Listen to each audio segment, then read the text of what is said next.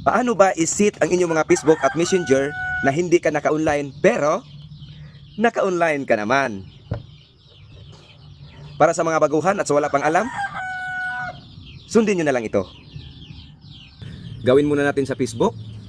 Pindutin ang settings icon sa upper right. Pagkatapos scroll pataas at hanapin sa audience and visibility ang active status. Pindutin para mabuksan.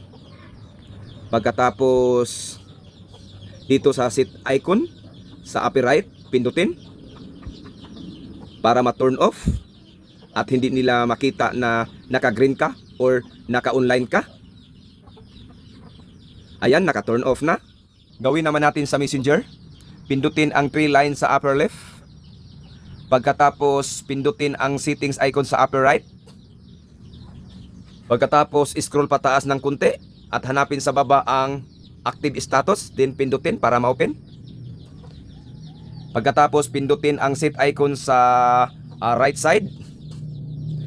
Pindutin. Then dito may option tayo. Ang sa akin, pinili ko ang until I change it. Then pindutin sa baba ang post.